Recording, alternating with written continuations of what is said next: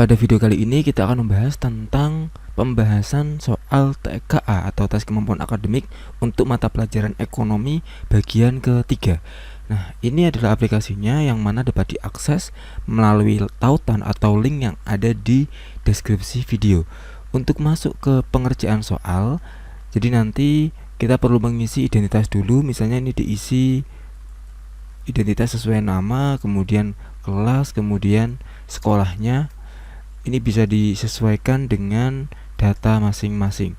Kemudian kalau sudah klik mulai. Nah, di video ini ada dua tampilan. Yang kiri ini adalah latihan soalnya, kemudian yang kanan ini adalah pembahasannya, lengkap dengan nanti teori-teorinya serta alasannya kenapa jawabannya itu. Kita klik mulai. Kita lanjut ke soal pertama. Seorang ibu rumah tangga dengan anggaran bulanan 3 juta harus mengatur pengeluaran uang untuk kebutuhan pokok, biaya sekolah, anak, transportasi, dan tabungan. Ia menyusun daftar prioritas agar semua kebutuhan penting tetap terpenuhi meskipun dana terbatas. Nah, peran ilmu ekonomi yang tercermin dalam situasi ini adalah yang paling sesuai itu adalah yang C, karena ilmu ekonomi yang ada di sini kita bisa mengajarkan cara menggunakan sumber daya secara efisien. Jadi karena masalah inti ekonomi itu adalah kelangkaan atau scarcity. Kebutuhan manusia itu tidak terbatas. Bisa jadi dia punya kebutuhan yang banyak sekali, misalnya membeli perhiasan atau membeli makanan-makanan yang lain, tapi dia tahu kebutuhannya. Maka peran ilmu ekonomi adalah mengajarkan pengambilan keputusan yang rasional. Prinsip ekonomi itu rasional untuk memaksimalkan kepuasan atau hasil dengan sumber daya yang terbatas. Ini melibatkan penyusunan skala prioritas dan pemilihan yang paling efisien. Yang paling sesuai itu yang C. Nomor 2. Kita lihat dulu teksnya. Nadia, pemilik kafe kopi Aztek itu sedang dihadapi dilema saat harga kopi naik. Di tengah kondisi tersebut, Nadia dihadapkan pada dua pilihan, yaitu menaikkan harga demi menutup biaya produksi atau mempertahankan harga agar pelanggannya tidak kabur. Dalam situasi ini, ilmu ekonomi itu sangat relevan, terutama dalam memahami konsep kelangkaan kebutuhan dan pengambilan keputusan yang rasional. Jika Nadia menerapkan prinsip ekonomi seperti efisiensi dan penghematan, usahanya akan merugi, bahkan mungkin gulung tikar. Nadia pun mulai berpikir kreatif. Ia mempertimbangkan beberapa opsi seperti mengubah daftar menu, menawarkan porsi mini dengan harga terjangkau, atau menjalin kerjasama dengan komunitas petani lokal untuk mendapatkan bahan baku dengan harga yang lebih dapat bersahabat. Setelah menimbang biaya peluang dari tiap alternatif, Nadia memutuskan untuk bekerja sama dengan komunitas petani lokal. Keputusan itu ia ambil secara cermat dengan pertimbangan jangka panjang. Opsinya, yang pertama, mempertahankan harga tanpa mencari solusi lain merupakan langkah yang paling rasional karena dapat menjaga pelanggan tanpa menimbulkan resiko pada usaha. Ini salah, kita coba lihat pembahasannya dulu ya. Teorinya, prinsip rasionalitas itu seorang pelaku ekonomi harus memilih tindakan yang memberikan keuntungan atau benefit terbesar dalam biaya terendah. Biaya peluang atau opportunity cost itu nilai dari barang atau jasa yang harus dikorbankan karena memilih alternatif lain. Keputusan rasional itu harus selalu mempertimbangkan biaya peluang. Yang mempertahankan ini adalah salah. Kenapa? Karena mempertahankan harga saat biaya naik adalah tidak rasional, nanti akan merugi. Keputusan rasional itu harus menimbang keuntungan dan kerugian finansial. Nanti yang untung hanya konsumen, menjualnya merugi. Yang kedua, bekerja sama dengan komunitas petani lokal merupakan pilihan yang mempertimbangkan biaya peluang dan dampak jangka panjang sehingga lebih rasional dibanding menaikkan harga. Ini benar karena bekerja sama dengan petani lokal itu tindakan rasional, menekan biaya produksi secara berkelanjutan dan mempertimbangkan dampak sosial, berbeda dengan sekedar menaikkan harga. Yang ketiga, menawarkan porsi mini dengan harga terjangkau dapat menjadi alternatif, tetapi bukan prioritas utama jika ada solusi yang lebih efisien dalam menekan biaya produksi. Ini benar karena ini merupakan langkah yang lebih mendasar dan efisien untuk menekan biaya bahan baku dibandingkan harga menyesuaikan porsi atau harga produk jadi. Nomor 3. Jika Nadia sebagai pemilik kafe tidak menerapkan prinsip ekonomi dalam menghadapi kenaikan harga kopi, apa saja dampak yang kemungkinan terjadi pada usahanya? Jadi jawaban yang benar lebih dari satu. Biaya produksi meningkat tanpa terkendali sehingga laba menurun tajam. Nah, ini jelas. karena tidak ada prinsip ekonomi, sementara ada namanya kenaikan. Nah, kemudian yang kedua, kafe berisiko gulung tikar. Ya, ini jelas kalau tidak menerapkan secara efisien. Yang ketiga, harga jual tetap dipertahankan meskipun biaya membengkak yang berpotensi merugi. Ya, jelas ini biaya produksinya aja meningkat seperti itu. Pelanggan tetap bertambah karena usaha menanggung semua kenaikan. Ini tidak sesuai, karena kalau pelanggan senang ya harapannya juga dari produsen atau dari penjual itu juga untung. Yang paling sesuai itu 1, 2, dan 3. Jadi teorinya itu dampak non rasionalitas dalam konteks bisnis. Kegagalan menerapkan prinsip ekonomi itu berarti perusahaan gagal mengendalikan biaya produksi. Konsekuensinya laba itu akan terus tergerus atau bahkan berubah menjadi rugi yang pada akhirnya nanti mengancam keberlangsungan usaha, bisa jadi gulung tikar. Kalau yang jika Nadia tidak menerapkan prinsip ekonomi, ia gagal dalam mengendalikan biaya. Dampak yang terjadi adalah yang pertama, laba itu akan turun tajam. Yang kedua, kafe beresiko gulung tikar, dan yang ketiga, margin atau keuntungan itu akan hilang. Kemudian nomor 4, Nadia sebagai pemilik itu harus tetap memilih langkah yang tepat agar kafe tetap bertahan tanpa kehilangan pelanggan. Keputusan yang paling sesuai dengan prinsip ekonomi dan analisis biaya peluang adalah, nah ini teori dasarnya adalah strategi adaptif dan prinsip ekonomi itu dalam menghadapi kenaikan biaya.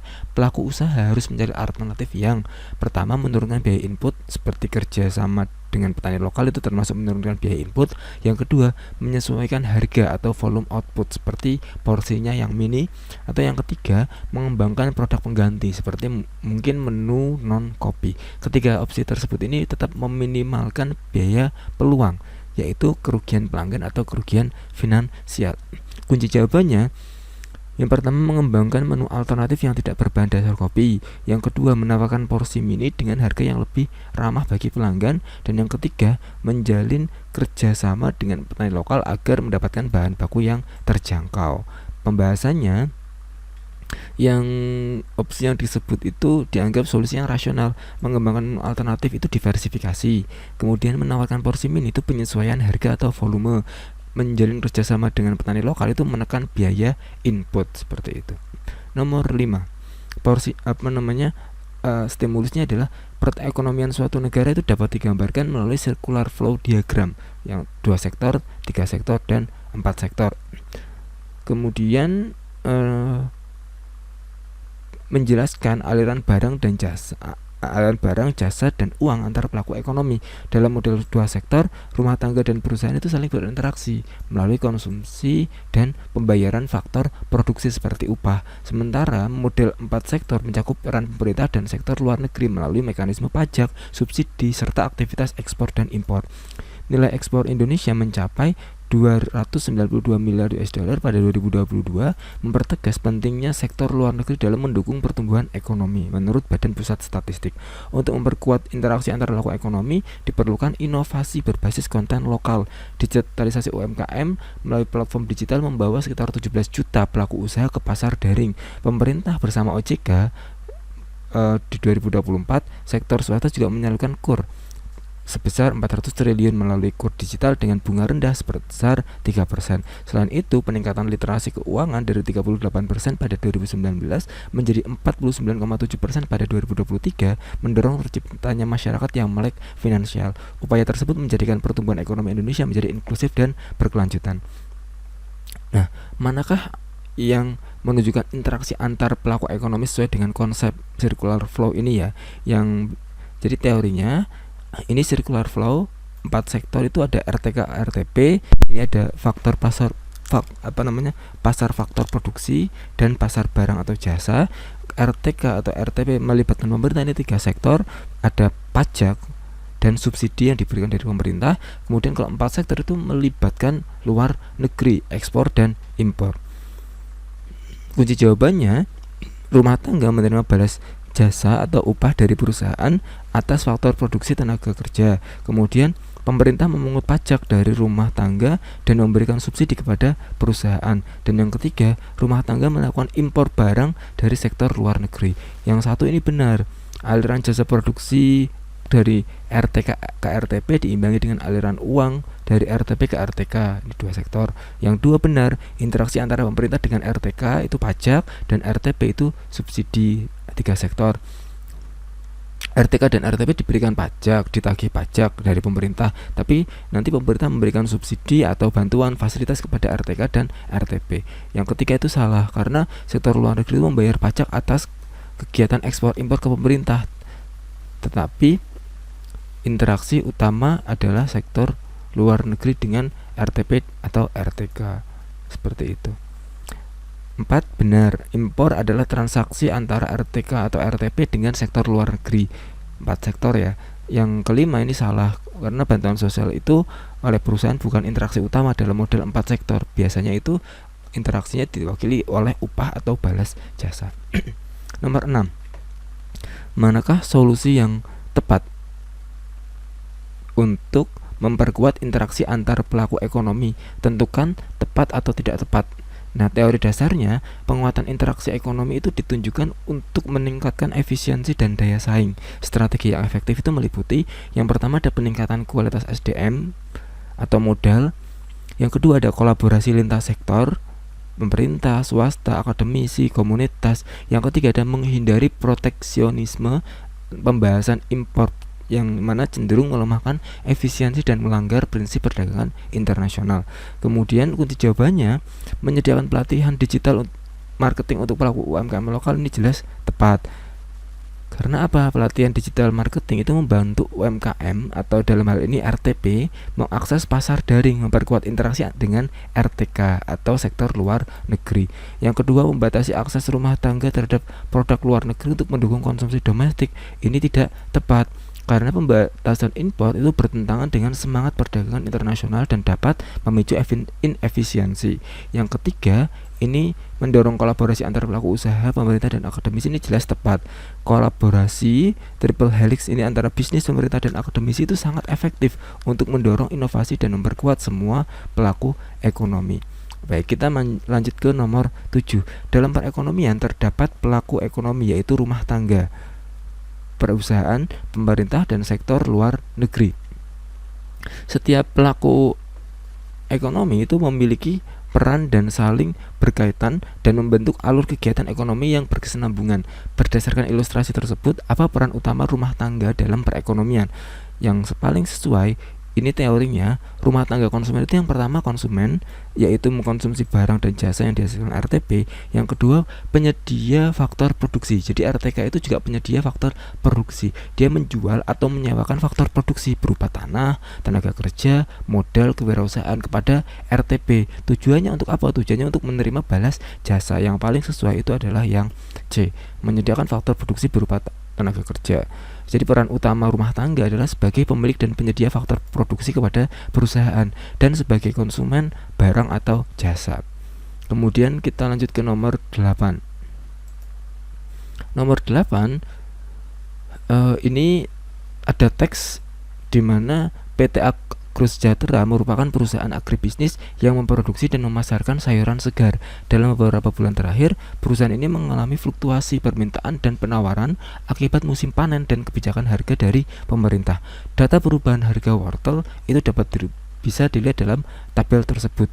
Ini ada 8.000, jumlah permintaan 1.200, jumlah penawaran 1.000. Ketika harga 10.000, jumlah permintaan 10.000 ya. Harga permintaan, jumlah permintaan 1.000, jumlah penawaran 1.300. Jadi PT Argo itu memasarkan produknya di pasar tradisional dan modern. Di pasar tradisional, produk dijual langsung kepada konsumen dengan harga yang lebih terjangkau. Sementara itu di pasar modern seperti supermarket, produk ditawarkan dalam kemasan premium dengan harga yang lebih tinggi, tetapi segmen pasarnya lebih sempit. Untuk meningkatkan penjualan, manajemen itu merancang strategi pemasaran dengan memanfaatkan media sosial dan promosi digital yang ditujukan kepada keluarga muda dan restoran dengan menu sehat. Maka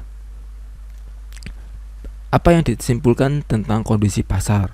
Kesimpulannya, yang paling sesuai itu harga keseimbangan di antara harga 8.000 dan 10.000.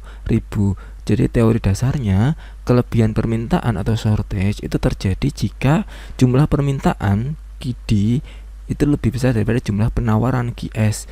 Harga cenderung naik terjadi pada harga 8.000 ini. Kelebihan penawaran atau surplus terjadi jika jumlah penawaran QS itu lebih besar daripada jumlah permintaan QD. Harga cenderung turun terjadi pada harga 10.000. Keseimbangan pasar itu terjadi pada harga di mana QD sama dengan QS.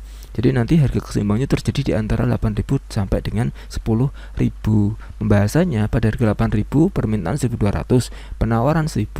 Kemudian kelebihan permintaannya lebih besar daripada kelebihan permintaan, harga akan naik. Pada harga 10.000 permintaan 1.000 kilo dan lebih besar, lebih kurang dari penawaran 1.300 kilo. Kelebihan penawaran, harga akan turun. Kesimpulannya, harga keseimbangan pasti berada di antara ini. Jawabannya adalah yang A. Kemudian nomor 9. Nomor 9, efektif atau tidak efektif. Pernyataannya, mengadakan kampanye edukatif di media sosial tentang manfaat wortel untuk kesehatan keluarga. Teori dasarnya ini, strategi pemasaran berbasis segmentasi itu, yang pertama segmentasi pasar, itu perusahaan harus menargetkan kelompok konsumen tertentu. Di teks ini contohnya adalah keluarga muda dan restoran sehat.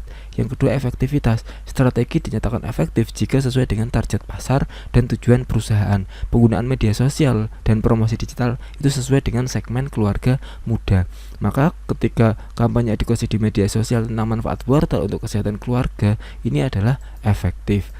Kenapa? Karena target pemasarannya kan keluarga muda. Kampanye edukasi di media sosial itu relevan dengan segmen ini. Yang kedua, memberikan potongan harga untuk pembeli dalam jumlah besar dari pedagang tradisional. Ini tidak efektif. Kenapa? Teks ini kan fokus pada keluarga muda dan restoran sehat, pasar modern, bukan pedagang tradisional.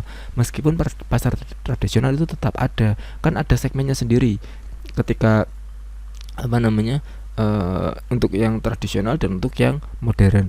Ketiga, menyediakan paket bundling wortel premium dengan resep makanan sehat untuk promosi online. Ini efektif karena bundling dengan resep makanan sehat menargetkan restoran dengan menu sehat dan keluarga muda, sehingga efektif sesuai dengan strategi yang disebutkan di teks seperti itu.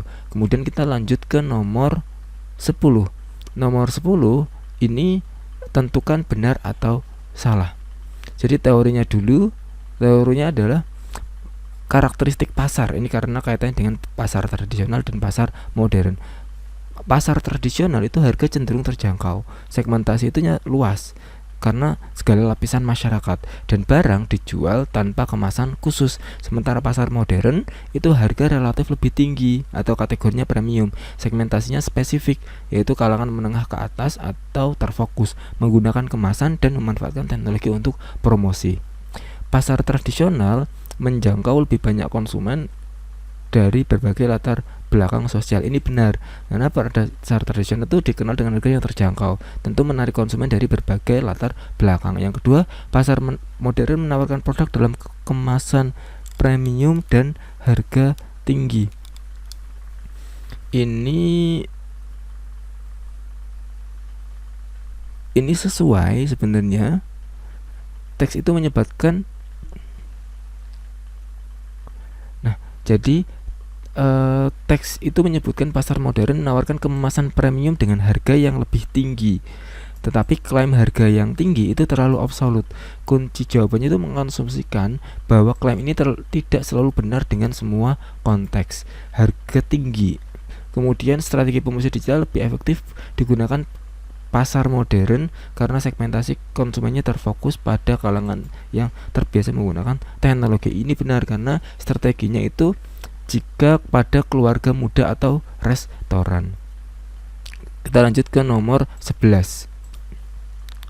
Nomor 11, PT Sejahtera Abadi merupakan perusahaan agribisnis yang sedang memperluas usahanya. Dalam proses tersebut, perusahaan membeli lahan pertanian, merekrut tenaga kerja dari masyarakat sekitar, dan memperoleh pembiayaan melalui pinjaman bank. Untuk memperluas jangkauan pasar, perusahaan juga bekerja sama dengan distributor dan memasarkan produk olahan ke supermarket. Selain itu, perusahaan memanfaatkan jasa pelatihan manajemen dari konsultan profesional untuk meningkatkan efisiensi dan kualitas operasionalnya. Berdasarkan ilustrasi tersebut, pasar apa saja yang terlibat dalam kegiatan ekonomi PT Sejahtera Abadi? Teori dasarnya itu jenis-jenis pasar itu ada pasar barang atau jasa, tempat jual beli produk akhir, misalnya menjual produk olahan, jasa pelatihan. Yang kedua, faktor produksi, tempat jual beli input produksi, tenaga kerja, tanah atau lahan, modal, kewirausahaan. Contoh, merekrut tenaga kerja, membeli lahan, dan meminjam uang. Distributor adalah perantara dalam pasar barang atau jasa, bukan faktor produksi. Kunci jawabannya itu yang pertama, pasar jasa. Ini benar karena jasa pelatihan manajemen dari konsultan itu transaksi di pasar jasa. Kemudian yang kedua, pasar barang karena perusahaan menjual produk olahan ke konsumen melalui distributor, itu juga benar, transaksi di pasar barang. Yang ketiga, pasar atau produksi karena perusahaan melakukan rekrutmen pekerja dari wilayah sekitar, ini juga benar karena merekrut tenaga kerja adalah transaksi di pasar faktor produksi tenaga kerja. Yang keempat ini salah. Kemudian yang kelima ini benar karena membeli lahan pertanian adalah transaksi di pasar faktor produksi atau tanah. Kita lanjut ke nomor 12. Tepat atau tidak tepat pernyataan berikut ini, tetapi berdasarkan teks nomor ini. Pertumbuhan ekonomi global itu terus berubah setiap tahun. Salah satu indikator yang digunakan itu adalah PDB per kapita. PDB per kapita itu menggambarkan rata-rata pendapatan masyarakat pada satu periode tertentu, sehingga sering dijadikan tolak ukur kesejahteraan, produktivitas, dan kekuatan ekonomi suatu negara. Makin tinggi PDB per kapita suatu negara, biasanya mencerminkan standar hidup yang lebih baik, pembangunan infrastruktur yang maju, dan peningkatan kualitas hidup masyarakat. Berdasarkan laporan IMF pada 2025 awal, beberapa negara kembali menempati peringkat teratas sebagai negara terkaya di dunia menurut PDB per kapita. PDB per kapita memiliki peran penting dalam menilai kondisi ekonomi suatu negara karena dapat mencerminkan tingkat kesejahteraan masyarakat, daya beli, serta standar hidup penduduk. Selain itu, indikator ini digunakan untuk mengukur produktivitas ekonomi dan membandingkan kemajuan antar negara. Meskipun demikian, PDB per kapita yang tinggi itu belum tentu mencerminkan kesejahteraan yang merata karena distribusi pendapatan di dalam negeri tetap menjadi faktor kunci dalam menilai keadilan ekonomi secara menyeluruh. Berdasarkan laporan IMF tahun 2025, 10 negara dengan PDB per kapita tertinggi itu didominasi oleh negara-negara kecil tetapi memiliki sistem ekonomi yang kuat dan produktif. Benar, tepat atau tidak tepat ya. Jadi pembahasannya gini, PDB per kapita itu dihitung dengan rumus PDB sama dengan PDB nasional dibagi jumlah penduduk. Fungsinya itu mengukur rata-rata pendapatan dan kesejahteraan. Batasannya, peningkatan PDB nasional itu tidak menjamin PDB per kapita naik jika peningkatan populasi lebih cepat. PDB per kapita yang tinggi juga tidak mencerminkan pemerataan pendapatan yang diukur terpisah. Nah, pemerataan pendapatan bisa dicek dengan rasio Gini atau Gini rasio. Jika pendapatan nasional meningkat, pendapatan domestik bruto per kapita otomatis meningkat. Ini tidak tepat karena PDB per kapita itu lebih dapat menurun jika pertumbuhan nasional atau PDB lebih lambat dibandingkan pertumbuhan populasi. Yang kedua, PDB per kapita yang tinggi belum tentu mencerminkan tingkat pemerataan pendapatan masyarakat suatu negara. Ini tepat karena PDB per kapita itu adalah rata-rata. Teks itu secara eksplisit menyebutkan PDB per kapita yang tinggi belum tentu mencerminkan kesejahteraan yang merata. Yang ketiga, negara dengan jumlah penduduk lebih sedikit cenderung memiliki PDB per kapita yang rendah. Ini tidak tepat. Justru negara dengan PDB yang besar dan jumlah penduduknya kecil, seperti negara-negara yang ada di teks, itu cenderung memiliki PDB per kapita yang tinggi. Kemudian kita lanjut nomor 13. Pemerintah Indonesia berupaya menurunkan ketimpangan pendapatan yang tercermin dalam rasio Gini. Berdasarkan pilihan itu, kebijakan manakah yang paling tepat? Teori dasarnya ini. Rasio Gini itu adalah indikator utama yang mengukur tingkat ketidakmerataan atau ketimpangan distribusi pendapatan. Nilai mendekati 0 artinya semakin merata, mendekati 100 maka artinya semakin timpang. Kebijakan redistribusi itu adalah upaya untuk menurunkan rasio Gini, pemerataan pendapatan. Biasanya dilakukan melalui kebijakan fiskal. Yang pertama ada pajak progresif, menerapkan tarif pajak yang lebih tinggi pada kelompok berpenghasilan tinggi. Atau yang kedua ada transfer payment, di mana mengalokasikan dana pajak untuk program bantuan sosial, subsidi tepat sasaran atau KUR, kredit usaha rakyat. Kunci jawabannya yang paling sesuai adalah yang C, karena untuk menurunkan ketimpangan pendapatan rasio Gini diperlukan redistribusi kekayaan. Pajak progresif, pajak atau pajak yang presentasinya naik seiring naiknya pendapatan, itu adalah alat fiskal yang utama untuk mengambil dari yang mampu dan alokasi untuk bantuan sosial transfer pendapatan adalah cara untuk mendistribusikan kembali. Jawaban C ini adalah kombinasi kebijakan redistribusi yang paling efektif. Kita lanjut ke nomor 14. Negara-negara seperti Norwegia, Denmark, Swiss itu berhasil menjaga kesejahteraan rakyatnya. Berdasarkan karakteristik negara-negara tersebut, kebijakan manakah yang dapat ditiru Indonesia untuk mengatasi masalah kemiskinan yang adil dan inklusif? Jadi model negara kesejahteraan itu menerapkan model ekonomi yang fokus pada pertama, investasi SDM, yaitu peningkatan dan pelatihan berkualitas tinggi yang mana seringkalinya itu gratis. Yang kedua, jaring pengaman sosial seperti jaminan kesehatan pensiun, tunjangan pengangguran yang komprehensif. Yang ketiga, ekonomi nilai tambahnya tinggi, jadi sektor jasa, teknologi, dan industri bernilai jual tinggi. Kunci jawabannya yang pertama, mendorong kebijakan itu harus berfokus pada pemerataan kesempatan dan perlindungan sosial. Nomor 2, ini mendorong pertumbuhan sektor teknologi atau menciptakan lapangan kerja berkependidikan. Yang ketiga, pendidikan gratis itu dan berkualitas itu meningkatkan kualitas SDM dan daya saing, maka 3 ini sesuai. Yang keempat, jaminan sosial dan tunjangan pengangguran yang merata ini memastikan standar hidup minimum dan mengurangi kerentaan. Jadi yang sesuai 2, 3, dan 4. 1 dan 5 itu bertentangan dengan prinsip ekonomi berkelanjutan. Kita lanjut ke nomor 15. Nomor 15 itu manakah kebijakan yang tepat untuk menurunkan ketimpangan kontribusi PDRB antara Pulau Jawa dan kawasan Indonesia Timur? Jadi begini, pada stimulus itu menunjukkan bahwa data BPS tahun 2024 menunjukkan lebih dari 58% produk domestik regional bruto atau PDRB nasional didominasi oleh provinsi-provinsi di Pulau Jawa, terutama DKI Jakarta, Jawa Timur, dan Jawa Barat. Sementara itu, wilayah Indonesia Timur seperti Maluku dan Papua itu hanya menyumbang kurang dari 4%. Ketimpangan ini dipengaruhi oleh perbedaan infrastruktur dasar, akses pendidikan, dan distribusi investasi. Wilayah dengan akses transportasi dan digital yang baik cenderung tumbuh lebih cepat, sedangkan wilayah tertinggal itu masih bergantung pada sektor primer bernilai nilai tambah rendah. Untuk mengurangi ketimpangan dan mendorong pertumbuhan ekonomi berkelanjutan, strategi pembangunan itu perlu diarahkan pada peningkatan konektivitas digital, penguatan ekonomi lokal, dan pemerataan investasi. Ekonomi digital itu mampu membuka peluang baru bagi UMKM untuk memasarkan produknya secara lebih luas dan efisien, bahkan dari daerah terpencil. Menurunkan, kita coba akan menjawab mana yang paling sesuai. Yang paling sesuai pembahasannya adalah ketimpangan PDRB itu dapat diatasi dengan meningkatkan kapasitas ekonomi di luar Jawa. Yang paling sesuai itu nomor 3. Jadi membangun pusat pertumbuhan di daerah terisolir itu kunci pemerataan investasi. Yang keempat, pemerataan infrastruktur dan digitalisasi melalui dapat membantu wilayah timur Indonesia dan ketergantungan sektor primer. Nomor 4 sesuai. Nomor 5, meningkatkan nilai tambah sektor primer itu sangat relevan untuk wilayah timur. Kalau opsi 2 itu terlalu ekstrim dan tidak praktis. Kemudian soal 16, pemerintah merancang strategi pembangunan untuk mencapai ketimpangan antara wilayah. Apa sajakah indikator keberhasilan strategi tersebut? Pilihlah benar atau salah. Oke, untuk menjawab soal nomor 16, kita perlu tahu teori dasarnya. Teori keberhasilan pemerataan yang keberhasilan strategi itu pemerataan diukur dari dampaknya seperti kualitas hidup dan struktur ekonomi di wilayah tertinggal.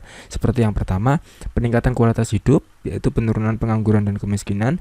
Yang kedua, keseimbangan ekonomi berupa pemerataan investasi, jadi tidak hanya di sentral lama saja. Dan yang ketiga, nilai tambah, bergesernya fokus dari ekspor bahan mentah ke produk olahan atau jasa. Untuk kunci jawabannya, yang nomor 1 ini adalah benar karena penurunan pengangguran adalah indikator keberhasilan peningkatan lapangan kerja dan aktivitas ekonomi lokal. Yang kedua ini benar karena pemerataan investasi adalah tujuan utama untuk menyeimbangkan kontribusi PDRB. Yang ketiga salah karena kenaikan ekspor bahan mentah, tambang, dan kelapa sawit itu menunjukkan ketergantungan pada sektor primer bernilai tambah rendah yang justru menjadi penyebab ketimpangan. Sekarang soal nomor 17. Laporan triwulan 2 2025 menunjukkan bahwa kontribusi UMKM terhadap PDB stagnan di angka 61%, padahal sektor ini menyerap lebih dari 90% tenaga kerja nasional. Sebagian besar UMKM itu kesulitan mengakses pasar digital dan pendanaan. Apa kebijakan yang dapat mendorong peran UMKM dalam pertumbuhan ekonomi? Teorinya ini tantangan UMKM itu dua masalah utama. Yang pertama, akses pendanaan, financing, kesulitan mendapatkan kredit bank karena tidak memiliki agunan atau riwayat kredit yang memadai. Yang kedua, akses pasar dan digitalisasi, keterbatasan pengetahuan pemasaran digital dan jangkauan pasar. Solusinya adalah kebijakan harus mengatasi masalah pendanaan, kredit mikro atau kredit usaha rakyat, dan dilengkapi dengan edukasi pendampingan. Kunci jawabannya, masalah utama UMKM itu kan adalah kesulitan pendanaan dan akses pasar digital. Opsi D ini menjadi sebuah solusi, yaitu kredit mikro berbunga rendah dengan pendampingan menyelesaikan masalah pendanaan dan didukung dengan pendampingan untuk mengatasi masalah manajerial dan akses pasar. Kemudian soal nomor 18 ini cukup panjang. Soal nomor 18 ini perhatikan dulu, nanti ada soal yang harus dikerjakan. Selios itu menyebutkan bahwa tingginya angka pengangguran dan meningkatnya jumlah pekerja informal dapat menghambat pencapaian visi Indonesia Emas 2025. Data BPS Februari 2025 itu menunjukkan bahwa 153 juta angkatan kerja itu sebanyak 7,4 juta orang itu menganggur. Sementara dari total pekerja 59,4% bekerja di sektor informal, meningkat dibandingkan tahun 2024. Peningkatan pengangguran itu terutama dipicu oleh maraknya pemutusan hubungan kerja (PHK) di industri manufaktur yang menyerap banyak tenaga kerja serta penurunan tenaga kerja di sektor jasa keuangan. Bergesernya tenaga kerja ke sektor informal seperti pertanian dan perdagangan itu membuat banyak pekerja yang tidak mendapatkan perlindungan sosial berupah di bawah standar, bahkan kurang dari 1 juta per bulan, yang beresiko menurunkan kualitas generasi karena keluarga berpenghasilan rendah sulit mengakses pendidikan tinggi. Kondisi ini bertolak belakang dengan semangat pembangunan SDM berkualitas dan menghambat pencapaian target Indonesia Emas 2025 yang menekankan peningkatan pendapatan per kapita hingga $30.300 serta penurunan kemiskinan dan ketimpangan. Untuk mencapai target tersebut, diperlukan masyarakat dengan pendapatan layak dan jaminan sosial agar dapat melahirkan generasi yang lebih sejahtera dan produktif. Soalnya adalah berdasarkan wacana, tingginya pengangguran dan pergeseran tenaga kerja ke sektor informal itu berdampak pada produktivitas tenaga kerja. Apa yang dapat disimpulkan dari keterkaitan antara jenis tenaga kerja dengan sektor pekerjaan dan produktivitas? Pilih jawaban yang benar. Jawaban benarnya lebih dari satu. Teori dasarnya adalah seperti ini. Jadi sektor formal itu cenderung menyerap tenaga kerja terdidik, menawarkan upah tinggi, dan memberikan perlindungan sosial, namun rentan terhadap PHK akibat gejolak industri. Sementara sektor informal itu cenderung menyerap tenaga kerja tidak terdidik, menawarkan upah rendah di bawah standar, dan minim perlindungan sosial, sehingga menghambat peningkatan kualitas SDM nasional, human capitalnya. Maka kunci jawabannya adalah dominasi sektor informal yang diisi tenaga kerja tidak terdidik dapat menghambat peningkatan kualitas SDM nasional. Nomor 1 ini salah karena teks itu tidak menyebutkan perpindahan tersebut. Ini loh, melainkan menyebutkan dominasi sektor informal yang menghambat kualitas SDM. Yang kedua juga salah. Teks itu menyebut bahwa PHK terjadi di manufaktur dan jasa keuangan, sektor formal, yang menyerap tenaga kerja terdidik atau terlatih. Yang ketiga benar. Teks menyebut dominasi sektor informal dan upah rendah beresiko menurunkan kualitas generasi. Yang keempat benar. Sektor informal, pertanian atau perdagangan menyerap tenaga pekerja dengan upah di bawah standar. Yang kelima benar. Teks menyebut PHK terjadi di industri manufaktur dan jasa keuangan yang diisi tenaga kerja terdidik atau terlatih. Kemudian nomor 19, benar atau salah? Kita lihat pembahasannya. Teori dasarnya adalah solusi masalah ketenaga kerjaan itu yang pertama peningkatan kualitas SDM melalui peningkatan pendidikan dan pelatihan vokasi, jadi menanggulangi mismatch kompetensi, dan yang kedua penciptaan lapangan kerja, di mana ini dapat mendorong sektor padat karya dan sektor yang menyerap banyak tenaga kerja, misalnya UMKM.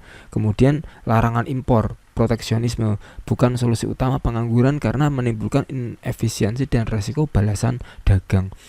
Kunci jawabannya yang pertama ini benar. Memperluas pelatihan vokasi adalah cara meningkatkan kualitas SDM agar sesuai dengan kebutuhan industri formal.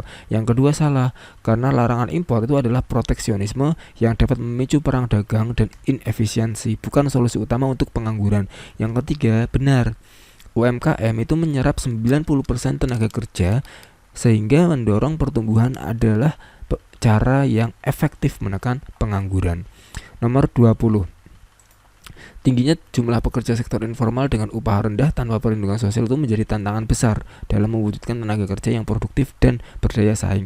Sistem pengupahan yang paling tepat untuk mendorong peningkatan produktivitas dan kesejahteraan pekerja adalah teori dasarnya ini. Tujuan sistem pengupahan ideal itu menciptakan keseimbangan antara dua aspek. Yang pertama kesejahteraan, upah itu harus layak atau upah minimum dan disertai jaminan perlindungan sosial. Yang kedua produktivitas, harus ada insentif tambahan imbalan yang terkait dengan kinerja, mendorong pekerja untuk berdaya saing. Pembahasannya, opsi A ini mencakup semua elemen kunci untuk mendorong produktivitas dan kesejahteraan, upah minimum dan insentif berbasis kinerja. Opsi jaminan dan produktivitas jadi kata kuncinya. Opsi lainnya B sampai E itu mengabaikan salah satu atau lebih dari aspek penting tersebut. Kemudian kita bahas nomor 21. BPS mencatat bahwa Indonesia mengalami deflasi sebesar 0,37% secara bulanan month-to-month pada Mei 2025 dengan penurunan indeks harga konsumen IHK lebih dari 108,4 pada April menjadi 108,07. Secara tahunan inflasi tercatat 3% dan 1,19 secara tahun kalender. Center of Economic and Law Studies Celios itu memprediksi deflasi 0,5 M2M dan menilai bahwa deflasi tidak hanya dipengaruhi oleh faktor musiman tetapi juga oleh lemahnya permintaan masyarakat. Kelompok makanan, minuman, produk tembakau dan transportasi menunjukkan inflasi rendah yang menandakan belum adanya tekanan permintaan. Direktur Eksekutif Celios itu menilai daya beli masyarakat, khususnya kelas menengah bawah itu masih lemah akibat rendahnya pendapatan, terbatasnya lapangan kerja, dan meningkatnya pemutusan hubungan kerja atau PHK diperkirakan mencapai 280 ribu orang. Direktur Celios tersebut mengatakan bahwa rendahnya inflasi mencerminkan lemahnya konsumsi rumah tangga sehingga pemerintah diimbau tidak menahan belanja negara untuk menjaga momentum ekonomi. Belum juga memperkirakan deflasi 0,27% M2M yang dipicu oleh normalisasi harga pangan pasca Idul Fitri, termasuk penurunan harga cabai dan pangan lainnya. Deflasi juga terjadi pada kelompok harga yang diatur pemerintah karena turunnya harga BBM, non subsidi dan tarif angkutan udara seiring pelemahan harga minyak global. Pembahasannya teorinya dulu ya. Teorinya untuk nomor 21 ini adalah inflasi versus deflasi. Kalau inflasi kenaikan harga umum, kalau deflasi penurunan harga umum. Jenis inflasi atau deflasi, demand pull itu dipicu perubahan permintaan agregat, jadi lemahnya permintaan menyebabkan deflasi, permintaan kuat menyebabkan inflasi. Cost push itu dipicu perubahan biaya produksi, penurunan biaya atau pasokan berlebih yang menyebabkan deflasi, kenaikan biaya menyebabkan inflasi. Faktor yang menekan harga ke bawah adalah faktor cost push deflation atau demand pull deflation. Untuk pembahasannya, deflasi itu di Mei 2025 disebabkan oleh faktor-faktor yang mengurangi tekanan harga. Kebalikan dari cost push itu faktor-faktor yang menekan biaya atau harga adalah, kita lihat dari soalnya, manakah faktor yang mencerminkan cost push inflation di tengah situasi deflasi pada Mei 2025. Yang satu, tarif angkutan umum, biaya transportasi. Kemudian ketiga, penurunan harga BBM, biaya energi. Dan yang kelima, pelonggaran pasokan pangan, menekan harga pangan ya. Opsi 2 dan 4 itu opsi 2 tidak relevan, dan 4 itu mencerminkan demand pull deflasi, melemahnya permintaan, bukan cost push. Kemudian nomor 22, apakah pernyataan berikut mencerminkan strategi? Nah, ini kita lihat teorinya dulu ya. Kebijakan menghadapi deflasi itu, deflasi pada dasarnya disebabkan lemahnya permintaan, diatasi dengan kebijakan ekspansif untuk meningkatkan permintaan agregat dan daya beli masyarakat. Instrumen fiskal ekspansif itu peningkatan belanja negara, proyek padat karya, belanja sosial, dan atau penurunan pajak. Kalau untuk nomor 1 ini tidak setuju, Teks menyarankan pemerintah tidak menahan belanja negara, kebijakan ekspansif karena permintaan lemah. Yang kedua, setuju. Peningkatan belanja sosial dan proyek padat karya akan meningkatkan daya beli masyarakat dan permintaan.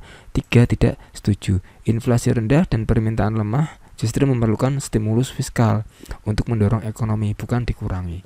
Kemudian nomor 23, data perubahan harga dan kuantitas konsumsi rumah tangga dari tahun dasar 2024 ke tahun berjalan 2025 sebagai berikut. Komoditas ini beras, telur, terigu harganya mengalami kenaikan. Semua mengalami kenaikan. Jadi kita lihat teori dasarnya, indeks harga Las Peres itu fungsinya mengukur perubahan harga dengan menggunakan kuantitas yang dikonsumsi pada tahun dasar sebagai pembobot. Rumusnya seperti ini. Interpretasinya, jika indeks harga Las Peres ini 120,9 maka itu terjadi kenaikan harga sebesar 20,9% dari tahun dasar. Untuk kunci jawabannya, 129% menggunakan rumus Las Peres dengan kuantitas tahun dasar. Pembahasannya, perhitungannya seperti ini. Kemudian ini dan ini. Kesimpulannya, indeks harga Las Peres itu adalah 120,9. Ini 1 menggunakan kuantitas tahun dasar, kemudian 4 menginterpretasi inflasi, dan 5 merupakan pendekatan nilai agregat dengan pembobotan tetap. Kemudian nomor 24. Teks berikut untuk menjawab soal nomor 24 2025. Desa Makmur Jaya itu dahulunya dikenal memiliki tingkat inklusi keuangan yang rendah, belum memiliki akses layanan keuangan formal. Mereka masih mengandalkan simpan pinjam informal, baik melalui individu maupun koperasi tradisional berskala kecil. Akan tetapi, dalam 5 tahun terakhir, terjadi perubahan yang cukup besar. BPR maju bersama membuka cabang di desa tersebut dan menyediakan layanan tabungan tanpa biaya administrasi tinggi dan kredit mikro dengan bunga kompetitif. Selain itu, fintech P2P lending dana rakyat mulai aktif melakukan sosialisasi dan menawarkan pinjaman digital yang mudah diakses melalui smartphone. Berdiri juga agen asuransi mikro Protek Sejahtera yang menawarkan produk asuransi pertanian dengan premi terjangkau. Kemudian, untuk pertanyaannya adalah manakah pernyataan berikut yang menunjukkan peran bank dan IKNB, industri keuangan non-bank, dalam meningkatkan inklusi keuangan? Sesuai atau tidak sesuai? Teori dasarnya adalah inklusi keuangan itu adalah akses masyarakat terhadap berbagai produk dan layanan keuangan formal yang terjangkau seperti tabungan, kredit, asuransi, dan pembayaran. Peran BPR itu fokus di daerah kecil pedesaan, menyediakan kredit mikro dan tabungan. IKNB atau asuransi itu memberikan perlindungan risiko, misalnya asuransi mikro untuk petani. Fintech P2P lending itu memperluas akses kredit secara digital, biasanya tanpa persyaratan agunan seberat bank konvensional. Yang satu itu tidak sesuai. BPR umumnya fokus pada layanan di daerah pedesaan atau kecamatan dan tidak melayani transaksi valuta asing atau nasional seperti bank umum. Klaim semua lapisan masyarakat di pedesaan dan perkotaan itu tidak sepenuhnya tepat untuk BPR. Yang kedua itu sesuai. Fintech P2P lending memang dirancang untuk mempermudah akses kredit bagi UMKM atau individu, seringkali dengan persyaratan agunan yang lebih ringan daripada bank konvensional. Yang ketiga ini juga sesuai. Asuransi mikro itu memberikan perlindungan terhadap resiko yang sebelumnya ditanggung sendiri oleh petani, sehingga meningkatkan stabilitas keuangan mereka dan kepercayaan terhadap sistem keuangan formal.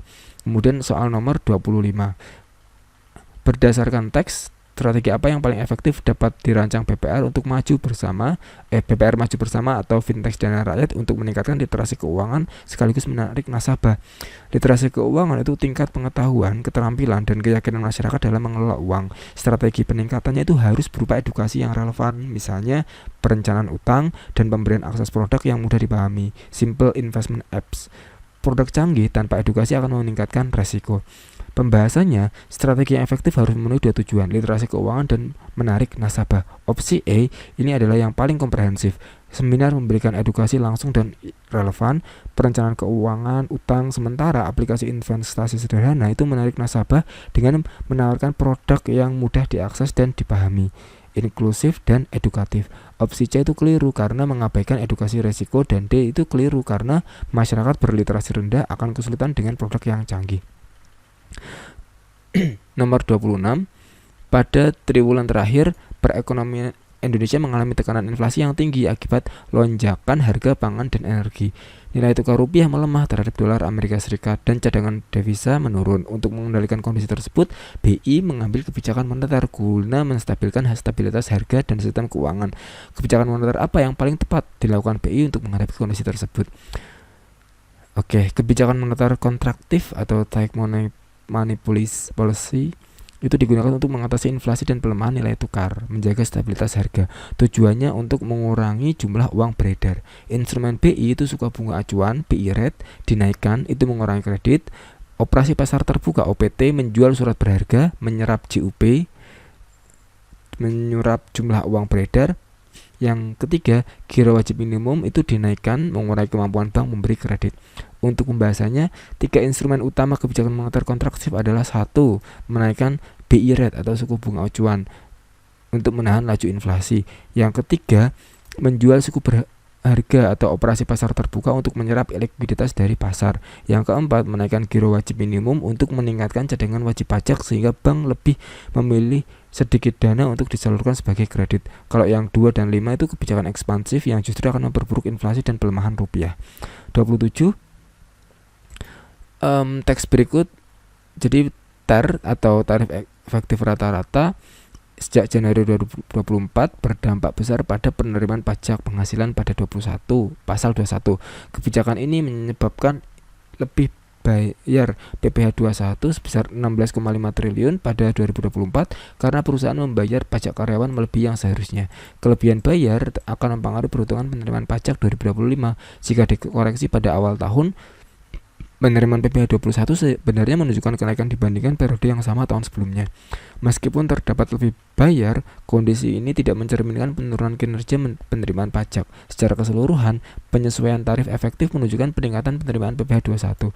Pemerintah menekankan pentingnya sosialisasi kebijakan TER agar wajib pajak memahami sistem baru ini serta berkomitmen mempercepat proses pengembalian bagi yang mengklaim kelebihan bayar. Kebijakan ini dapat menciptakan sistem perpajakan yang lebih adil, transparan, dan meningkatkan kepatuhan masyarakat. Teori dasarnya ini, fungsi kebijakan fiskal atau pajak itu yang pertama fungsi alokasi, mengalokasikan dana untuk kepentingan umum. Jadi misalnya pembangunan infrastruktur. Kalau fungsi distribusi itu pemerataan pendapatan, seperti pajak progresif, bantuan sosial. Pajak progresif itu pajak yang diberikan oleh orang dengan penghasilan yang lebih. Jadi yang orang kaya itu membayar pajak lebih banyak dibandingkan orang yang pendapatannya biasa. Kemudian fungsi stabilisasi itu menjaga kestabilan ekonomi makro, misalnya menahan inflasi atau deflasi serta menciptakan kepastian sistem. TER, tarif efektif rata-rata, bertujuan memperbaiki administrasi yang merupakan bagian dari stabilisasi. Pembahasannya yang pertama ini benar. Penyesuaian TER itu bertujuan menciptakan sistem yang lebih adil dan transparan, jadi mengurangi ketidakpastian. Yang kedua salah, mengurangi ketimpangan atau distribusi adalah fungsi distribusi, bukan fungsi stabilisasi. Kemudian yang ketiga itu benar, restitusi pajak membantu mengembalikan kelebihan dana yang secara tidak langsung mendukung likuiditas wajib pajak. Yang keempat salah, karena pembatalan pemungutan adalah bagian dari fungsi alokasi atau stimulus, bukan stabilisasi umum. Yang kelima benar, perbaikan administrasi adalah adaptasi fiskal yang bertujuan meningkatkan kepatuhan dan stabilitas sistem perpajakan. Kemudian nomor 26, apa pernyataan yang mencerminkan dampak penerapan TER berdasarkan teks? Oke, ya atau tidak. Teori dasarnya ini dampaknya. Positifnya meningkatkan keadilan, transparansi, dan kepatuhan wajib pajak. Dampak jangka panjang, jangka pendeknya dapat menimbulkan masalah administrasi atau lebih bayar untuk memerlukan restitusi. Kunci keberhasilannya itu sosialisasi yang masif dan jelas. Yang nomor 1 ini ya. Teks menyebutkan kebijakan ini dapat menciptakan sistem perbijakan yang lebih adil dan transparan dan meningkatkan kepatuhan. Nomor 2 tidak. Kelebihan bayar hanya bersifat sementara karena akan dikoreksi dan dikembalikan, tidak mengurangi seluruh potensi kontribusi pajak secara permanen. Penerimaan PPh 21 diklaim tetap meningkat. Yang ketiga ya. Teks secara eksplisit menekankan pentingnya sosialisasi agar wajib pajak memahami sistem baru. Tanpa sosialisasi, pemahaman dan kepatuhan akan terhambat. 29. Negara M menerapkan kebijakan fiskal seimbang sebagai upaya menjaga kestabilan ekonomi nasional. Apa hubungan antara kebijakan fiskal seimbang dan stabilitas perekonomian negara M? Jadi teorinya adalah kebijakan fiskal seimbang itu kebijakan di mana penerimaan negara sama dengan pengeluaran negara. P sama dengan E.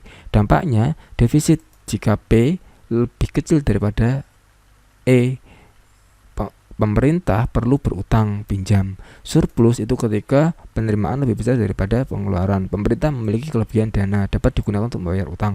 Seimbang adalah P sama dengan E. Pemerintah tidak memerlukan utang baru sehingga utang negara cenderung stabil atau menurun dalam jangka panjang. Pembahasannya, kebijakan fiskal seimbang atau penerimaan sama dengan pengeluaran berarti pemerintah tidak mengalami defisit anggaran. Konsekuensinya langsung adalah pemerintah tidak perlu berutang untuk menutupi kekurangan sehingga kebutuhan pinjaman termasuk dari luar negeri itu dan tingkat utang akan menurun. Jawaban B adalah dampak yang paling logis dari kebijakan anggaran yang seimbang. Nomor 30 intinya adalah di tahun 2024 ada proyek tol baru memberikan dampak positif. Ini bukti bahwa BUMN punya kemampuan dalam melaksanakan pembangunan skala nasional. Tapi sejumlah warga mengeluh akibat fasilitas umum di sekitar proyek itu lambat, jalan dan lain-lain. Di Sumatera Barat, koperasi itu berhasil meningkatkan pendapatan petani melalui sistem alokasian hasil pertanian. Kemudian koperasi ini menjunjung tinggi prinsip demokrasi ekonomi. Partisipasi aktif anggota masih menjadi tantangan, padahal semangat gotong royong itu menjadi salah satu asas utama dalam koperasi. Prakteknya koperasi tersebut telah menerapkan fungsi manajemen dengan cukup baik, mulai dari tahap perencanaan produksi, pengorganisasian, sampai dengan pelaksanaan hingga pengawasan. Kasus ini menggambarkan bahwa keberhasilan suatu badan usaha tidak hanya bergantung pada skala atau modal, tapi juga pada penerapan prinsip manajemen dan nilai-nilai kolektif secara konsisten. Manakah yang menunjukkan kekurangan BUMN dalam pelaksanaan proyek tol berdasarkan teks, benar atau salah? Kita lihat pembahasannya. Teorinya adalah karakteristik BUMN itu kelebihannya mampu menangani proyek besar skala nasional dan strategis. Kelemahannya itu birokrasi cenderung lambat dan kurang fleksibel dalam merespon kebutuhan kecil atau lokal. Birokrasi yang kompleks. Teks itu menyoroti lambatnya perbaikan fasilitas umum itu sebagai kekurangan. Kunci jawabannya untuk yang pertama adalah benar. Teks menyebutkan keluhan warga tentang lambatnya perbaikan fasilitas umum menunjukkan kurang tanggapnya BUMN terhadap kebutuhan lokal. Yang kedua salah, BUMN itu fokus pada proyek berskala nasional, jalan tol bukan skala kecil.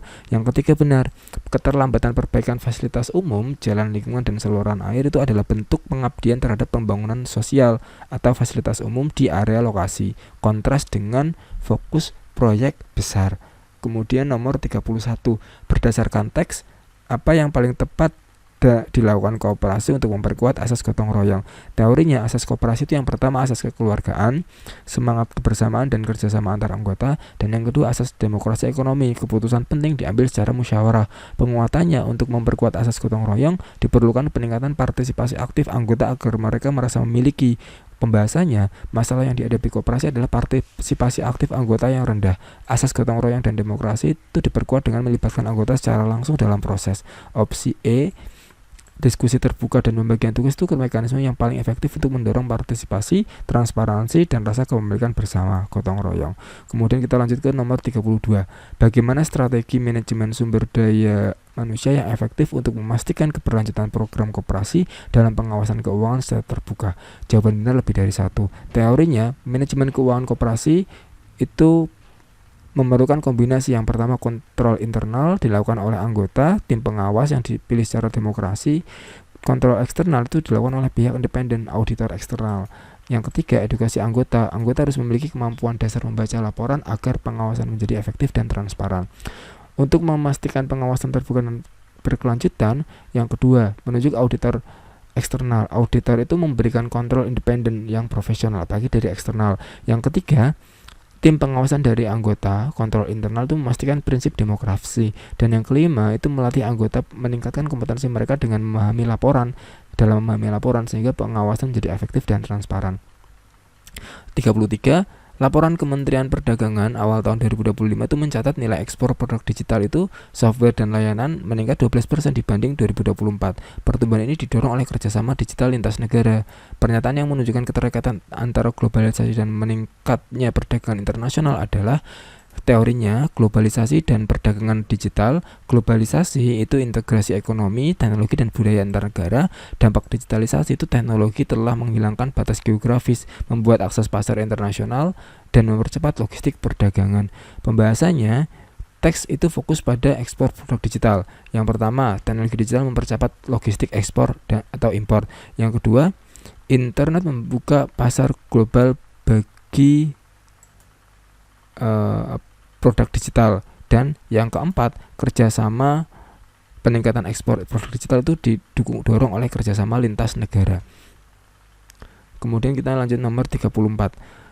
Laporan Kementerian Perdagangan 2025 mencatat bahwa ekspor Indonesia ke Eropa mengalami penurunan akibat hambatan standar lingkungan, terutama untuk produk sawit dan kayu. Kebijakan yang paling tepat untuk menjaga keberlanjutan ekspor ke Eropa adalah teorinya hambatan non-tarif barrier itu regulasi perdagangan selain biaya masuk seperti standar mutu, standar lingkungan. Solusi hambatan ini diatasi dengan peningkatan kualitas produksi, kepatuhan terhadap regulasi dan sertifikasi.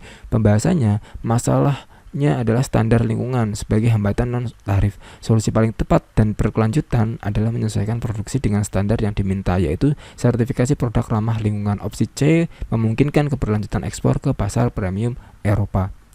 Kemudian nomor berikutnya 35. Pada awal 2025 BPS itu mencatat kinerja perdagangan internasional Indonesia mengalami surplus sebesar 4,9 miliar US dollar. Nilai ekspor mencapai 25,3 miliar US dollar. Impor mencapai 20,4 miliar US dollar. Ini mencerminkan pengaruh positif dari globalisasi yang telah memperluas akses pasar luar negeri, khususnya di pertanian dan manufaktur. Tapi ketidakpastian global seperti konflik geopolitik dan perang itu menjadi ancaman yang perlu diantisipasi melalui kebijakan perdagangan yang tepat dan berorientasi jangka panjang. Dalam merespon itu, strateginya itu meliputi diversifikasi pasar ekspor, peningkatan nilai tambah produk industri dalam negeri, serta pemberian insentif fiskal yang selektif pada sektor strategis. Tantangannya lainnya adalah tingginya defisit neraca transaksi berjalan pada 2024 sebesar 8,85 miliar US dollar atau setara 0,6% dari PDB. Kondisi ini menekan nilai tukar rupiah dan mengurangi cadangan devisa pada akhir tahun sebesar 155 miliar US dollar. Teorinya, neraca transaksi berjalan itu mencatat arus kas masuk dan keluar dari perdagangan barang, jasa, dan transfer. Defisit ketika pembayaran ke luar negeri lebih besar daripada penerimaan. Dampak defisit itu menekan nilai jual, nilai tukar ya, melemahnya rupiah. Potensinya memaksa BI menggunakan cadangan devisa untuk intervensi pasar demi menjaga stabilitas rupiah. Untuk kunci jawabannya yang pertama benar, karena jika CAD itu menekan rupiah, Bank Indonesia akan menjual cadangan devisa untuk menstabilkan rupiah. Yang kedua benar, defisit terjadi ketika aliran devisa keluar melebihi aliran devisa masuk. Yang ketiga salah, defisit neraca berjalan itu menyebabkan tekanan pada rupiah yang berarti rupiah akan melemah bukan menguat. Nomor 36. Dalam menghadapi krisis perdagangan global akibat perang dagang dan ketidakpastian geopolitik, apa yang kebijakan paling tepat dilakukan oleh pemerintah Indonesia? Strateginya itu yang pertama diversifikasi pasar, tidak bergantung pada satu negara atau blok ekonomi. Yang kedua, peningkatan nilai tambah, mengolah bahan mentah menjadi barang jadi. Yang ketiga, kolaborasi. Dalam menghadapi risiko global, strategi terbaik adalah memperkuat fundamental domestik dan mendiversifikasi pasar. Yang C, ini strategi jangka panjang yang meningkatkan ketahanan ekonomi didukung oleh teks yang sebelumnya. Nomor 37, saya akan lanjut. Busari itu membuka usaha jasa bimbingan belajar. Ia mengawali usaha dengan modal 80 juta. Pada 1 Juli untuk operasional usaha ia menyewa selama 1 tahun dengan biaya 12 juta yang dibayarkan pada 3 Juli. 4 Juli ia membeli perlengkapan mengajar seharga 5 juta. Kemudian membeli laptop 20 juta 6 Juli. Pembayaran tunai 15 juta, sisanya dibayar kemudian. 8 Juli menerima pendapatan dari jasa les privat sebesar 3 juta. 11 Juli dan lain-lain ya. Ini untuk nomor 37. Kita lihat soalnya berdasarkan transaksi 6 Juli. 6 Juli itu ini apa pengaruh terhadap posisi keuangan cerdas belajar center? Yang paling tepat itu teori dasarnya itu ini. Persamaan dasar akuntansi adalah harta sama dengan utang ditambah modal. 6 Juli itu pembelian peralatan 20 juta, harta bertambah, pembayaran tunai 15 juta, kas atau harta berkurang, sisa kredit 5 juta, utang bertambah. Dampak bersih, peningkatan harta bersih dikurangi peningkatan utang. Yang jawab adalah B. 38. Berdasarkan transaksi yang terjadi pada usaha cerdas belajar center selama 3 Juli 2025, bagaimana hubungan yang tepat antar akun? Pilih jawaban yang tepat.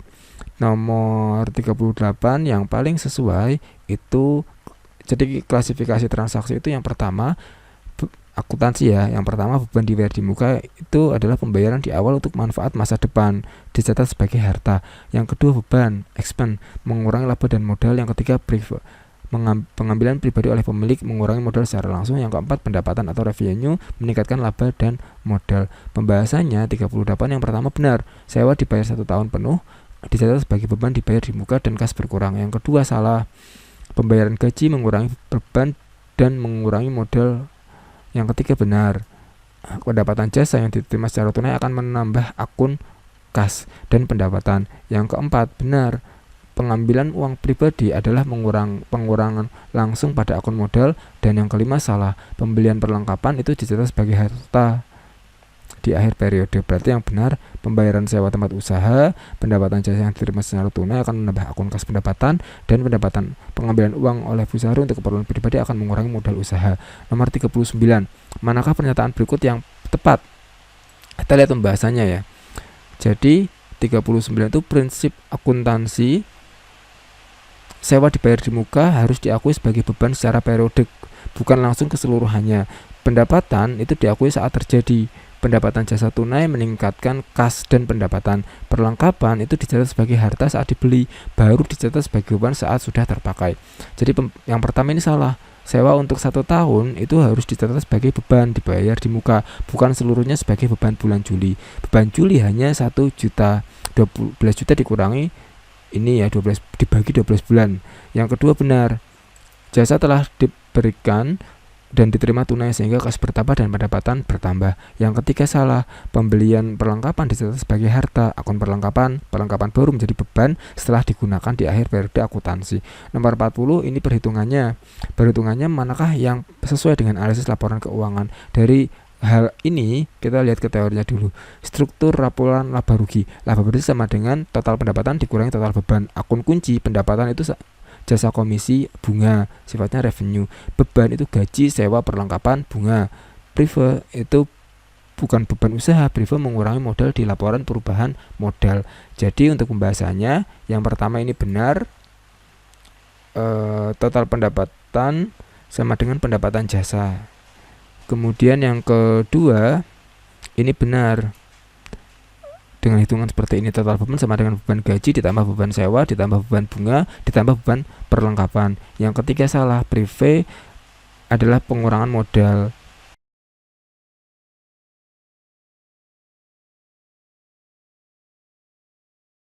Silakan bisa menggunakan password SMK bisa hebat, kemudian buka tinjauan. Nah, nanti akan tahu tinjauan jawaban kalian. Terima kasih dari saya dan sekian.